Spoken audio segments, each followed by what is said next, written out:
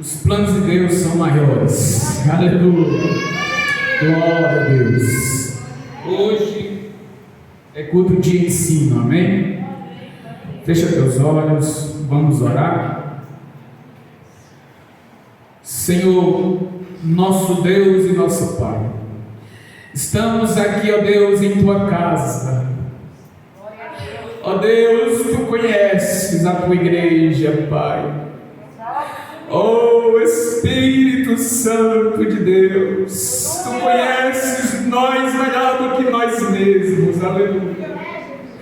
Oh Espírito Santo que intercede com gemidos inexprimíveis, interceda por cada um de nós nesta noite, pois nós não queremos sair da mesma maneira que nós entremos, mas nós queremos sair daqui alimentados, reavivados, edificados, ó Senhor. Abençoa a tua igreja, sopra o vento do teu Espírito nesta noite, em nome de Jesus. A igreja diz: podem se assentar, quem estava em pé. Glória a Deus. Meus irmãos, abra sua Bíblia no livro de Juízes. Livro de Juízes, capítulo de número 6. Juízes, capítulo 6. Nós vamos ver um texto bastante grande, comprido, mas é culto de ensino, amém? Glória a Deus. Todos encontraram Juízes capítulo 6, versículo 1? Glória a Deus.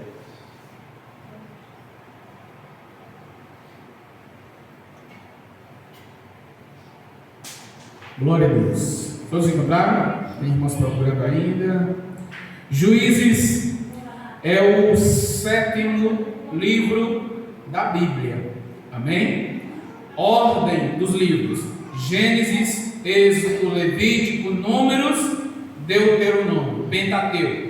Aí depois do Pentateuco, né, que é os 5 primeiros livros da Bíblia, escrito pelo profeta Moisés, começa os livros históricos, né, que vem Josué e depois Juízes, amém? Juízes capítulo 6, versículo 1 diz assim: porém, os filhos de Israel fizeram o que parecia mal aos olhos do Senhor, e o Senhor os deu na mão dos midianitas por 7 anos. E prevalecendo a mão dos midianitas sobre Israel, fizeram os filhos de Israel para si, por causa dos midianitas, covas que estão nos montes, e as cavernas e fortificações. Versículo 3: porque sucedia que, semeando Israel, subiram os midianitas e os amalequitas, e também os do Oriente contra eles subia, e punha-se contra eles em campo, e destruíam a novidade da terra até chegarem em Gaza, e não deixavam mantimento em Israel, nem ovelha, nem bois, nem jumentos, porque subiam como os seus gados e tendas, vinham como que irmãos gafanhotos, em tanta multidão que não se podia contar, nem a eles nem aos seus camelos entravam na terra para destruir. Assim Israel empobreceu muito pela presença dos midianitas. Então os filhos de Israel clamaram ao Senhor. E sucedeu que, clamando os filhos de Israel ao Senhor por causa dos midianitas, enviou o Senhor um profeta ao filho de Israel, e que lhe disse: assim diz o Senhor, Deus de Israel: do Egito eu vos fiz subir, e vos tirei da casa da servidão, e vos livrei da mão dos egípcios, e da mão de todos quanto vos oprimia, e expeli diante de vós, e a vós dei a sua terra. E eu vos disse: eu sou o Senhor vosso Deus. Não temais aos deuses dos amorreus, em cuja terra habitais, mas não destes ouvidos à minha voz. Versículo 11.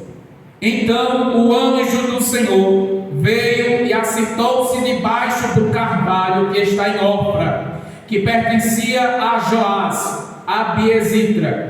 E Gideão, seu filho, estava malhando o trigo no lagar, para salvar dos midianitas.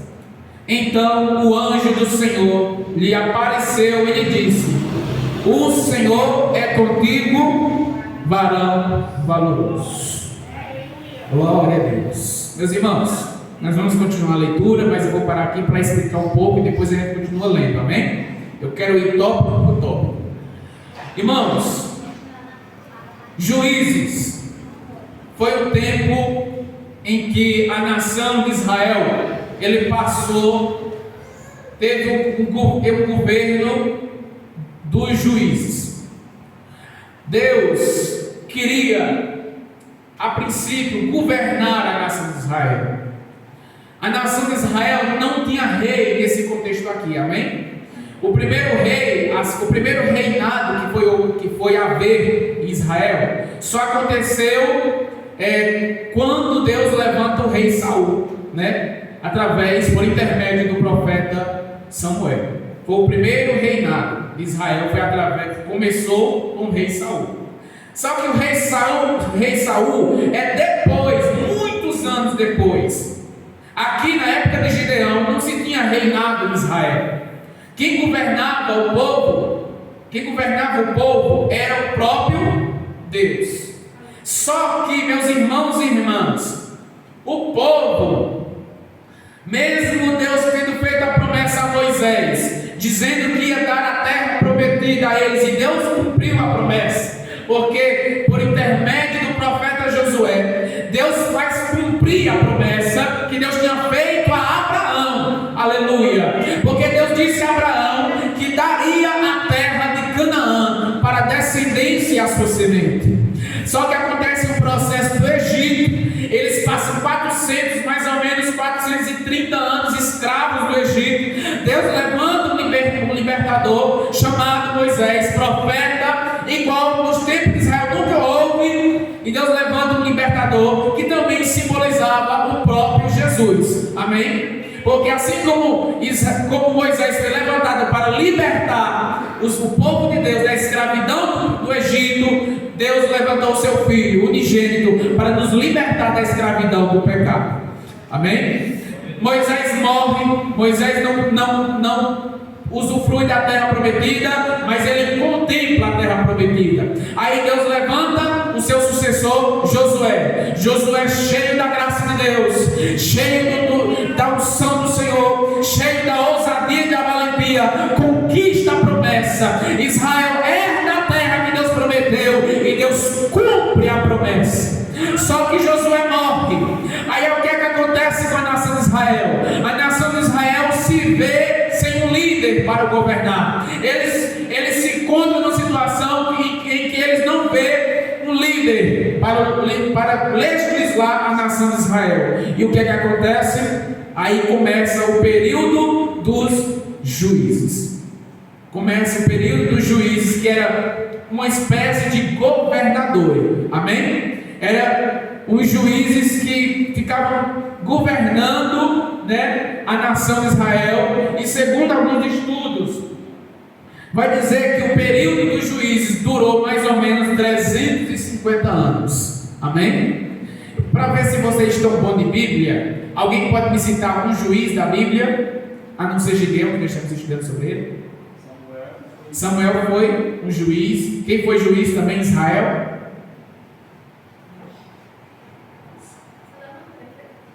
Quem? Não, Salomão já é no período do reinado, já é no período da monarquia em Israel. Irmãos, teve vários juízes em Israel. No período dos juízes teve Otoniel, Juízes 3:9. Teve Eúbe, Juízes 3,15. Teve Sangar, Juízes 3,31. Teve Débora. Quem conhece a história de Débora? Débora era juíza. Amém? Débora, Juízes 4,5. Gideão, Juízes 6. Abimeleque, Juízes 9. Tolá, Juízes 10. Jair, Juízes 11. Jefté, Juízes 12, 11. Ibozã, Juízes 12. Elom, Juízes 12. E Abdom, Juízes 12, 13. Sansão, Juízes 16, 30. Eli, que foi o penúltimo, 1 Samuel 4, 18. E o último foi Samuel. Amém? Então olha o tanto de juízes que passaram nesse período de 350 anos. Só que hoje nós vamos estudar sobre Gideão. Irmãos, voltando ao período da Terra Prometida, Deus fez Israel conquistar a Terra Prometida através do profeta Josué. Só que chegou um período que Josué disse assim: eu não quero saber o que vocês vão fazer, eu não quero saber que Deus vocês vão seguir, mas eu quero que vocês saibam de uma coisa: eu e minha casa serviremos ao Senhor. Pode ler lá em Josué capítulo 24. Ele está dizendo que a casa dele ia servir ao Senhor. Chegou-se um tempo, irmão, na nação de Israel, que cada um seguiu o que queria. E nesse tempo de Josué, de Gideão aqui, o povo tinha se esquecido do Senhor. E tem consequências. E o que acontece todas as vezes que alguém se esquece de Deus, irmãos? Deus permite as coisas acontecerem. Deus, na sua infinita graça, na sua infinita graça, Ele não nos impede de nós fazermos escolha, mas cada escolha que nós fazemos na nossa vida tem consequências. Louvado seja Deus. Nós acabamos de ler aqui que os filhos de Israel fizeram o que parecia mal aos olhos do Senhor. Olha o versículo primeiro. Olha, os filhos de Israel fizeram o que parecia mal. Olha o que acontece, irmão. Deus diz: olha, aqui, eis que ponho, quando Deus entregou a lei ao povo, Deus disse: eis que ponho diante de vocês a bênção e a maldição. Porém eu vos digo: escolham bem, para que tudo vá bem com vocês. Assim Deus faz conosco. Quando algo de ruim acontece na nossa vida, quando algum problema, alguma adversidade, nem todas as vezes, que às vezes é propósito do Senhor, amém?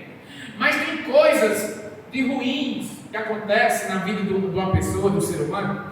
Às vezes é porque ele escolheu algumas coisas na vida, que o fruto daquela escolha foi um momento, um período, uma consequência de pecado. Você está entendendo? Vou dar um exemplo aqui. Quando Deus diz para nós escolhermos com quem nós vamos nos casar, Deus sabe de todas as coisas. Ele sabe que se eu escolher uma pessoa errada, eu posso viver, uma vida atribulada. Você está entendendo? Então, Deus não impede de você se envolver com qualquer pessoa, mas sabe, porém, de uma coisa: pode ter consequências. Você está entendendo? Vocês estão entendendo, irmãos? Então, isso que aconteceu com a nação de Israel, eles fizeram o que parecia mal aos olhos de Deus, e Deus permitiu que os midianitas e os amalequitas se levantassem contra eles. E a Bíblia diz que eles eram de uma tal maneira que quando os midianitas vinham, irmãos, prestem atenção, quando os midianitas vinham, eles arrasavam o arraial de Israel, eles levavam tudo, não ficava nada. É tanto que nós acabamos de ler que eles pareciam como uma nuvem de gafanhotos. Era terrível. Imagine você plantar uma roça, sabe? Você tem um plantio de alguma coisa e você não tem o privilégio de usufruir. Imagine isso. Imagine você comprar uma casa e não ter o privilégio de usufruir. Imagine você suar para conquistar um objetivo de vida, sabe? Uma propriedade, um carro, uma moto, um transporte ou um bem material, e você não ter a oportunidade de usufruir. Era isso que estava acontecendo com Israel. Eles estavam trabalhando ali na lavoura, na agricultura, mas quando vinha a novidade, a primícia da plantação, quem levava, irmãos? Os midianitas. Só que tinha um, irmão, que era diferente, sempre tem que ter. Aleluia! Ei, irmão, talvez você está vivendo um contexto em que todo mundo está apavorado, em que todo mundo está desesperado. Ah, irmão, nesse contexto aqui de Gideão, dá a entender aqui que o povo estava se conformando com aquela situação. Aleluia! Só que Gideão, eu observei ali no texto, Gideão era um homem inconformado. Aleluia! Ele não se conformava com aquela situação. Irmão, eu quero fazer essa pergunta: será que nós somos crentes conformados, que se conforma, que se acomoda com todas as situações da vida? Ou será que nós somos inconformados? Será que nós somos umas pessoas que aceitam tudo, que está aberto a tudo? Não, está me prejudicando, mas eu não vou, é assim mesmo. Está me fazendo mal, mas eu vou aceitar. Está me prejudicando, mas eu não vou fazer nada. Está mexendo com a minha espiritualidade. Eu estou vendo que eu estou me esfriando na fé. Eu estou percebendo que eu estou frio. Eu estou percebendo que eu não estou lendo mais a Bíblia. Eu estou percebendo que eu estou orando, mas é assim mesmo. É porque está muito difícil servir a Deus. Irmão, tem crentes assim, conformados. Aleluia! Mas Deus não te chamou para você ficar no comodismo. Deus te chamou para você se posicionar. Aleluia! Mesmo que muitos dentro de Israel estejam conformados com a afronta dos midianitas, mas seja como Gideão. Mesmo que seja difícil servir a Deus, mas vá servir a Deus no lagar. Aleluia! Eita glórias! Aleluia! E o Senhor apareceu para Gideão. O Senhor apareceu para o seu servo. Vamos ler o versículo 11. Todos olhem para o versículo 11. Então o anjo do Senhor veio e assentou-se debaixo de um carvalho, que é uma árvore, que está em Ofra, que pertencia a Joás, o Abiezitra. E Gideão, seu filho, estava malhando o trigo. Alguém sabe aqui o que é malhar o trigo? Todos sabem? Se não souber, eu vou dizer agora. Malhar o trigo é o processo de você debulhar o trigo. É o processo de você separar a palha do grão. Amém? Eu vou dar um exemplo parecido com o arroz. Né? O arroz ele, que tem palha. Né? Você tem que separar, né, a palha do arroz. Então tinha que se fazer esse processo com o trigo. Você tinha que separar a palha do trigo. Amém? Então quando se malhava o trigo era esse processo. Quando o trigo estava bom para colher, os agricultores, né? O povo de Israel pegava o trigo e levava para a eira. Não era para o lagar, porque o lagar não é lugar de trigo. O lagar é lugar de uva. É lugar de se trabalhar uvas. E geralmente o lagar era fechado. Era fechado. Na maioria das vezes era fechado para que o sol não contaminasse. Porque era o local que se produzia vinho. Produzia o suco da uva, se produzia o vinho. Então muitas das vezes o sol não poderia pegar ali, né, ali no lagar, porque poderia modificar o gosto, né, o processo ali do trabalho das uvas. Meus irmãos, aí a eira, no local onde se fazia o trigo, onde se debulhava o trigo, era um local aberto. Era um local que não tinha nada, que era para ele jogar a palha para cima, né? E o vento levar a palha e a semente ficar. Você está entendendo? Então imagina aí você está ali malhando o trigo na eira. Está entendendo? Na eira, que era um local aberto onde se jogava o trigo. Aí o vento tirava a palha e ficava a semente. Você está entendendo? Então não é muito fácil assim né? Você só vai ter o trabalho de ficar levantando ali e o vento vai fazendo o seu trabalho. Mas não é o trigo no lagar que é mais difícil, onde não tem vento. Está entendendo? Por quê? Porque Gideão, ele era um homem, ele estava agindo de sabedoria, ele era sábio, porque ele disse: eu não vou ficar, né, à vista do inimigo, porque se os midianitas me verem, né, eu aqui, ó, no ar livre, eles vão levar o meu trigo, e o que eu plantei ninguém vai levar, amém? O que é meu ninguém vai tomar, aleluia.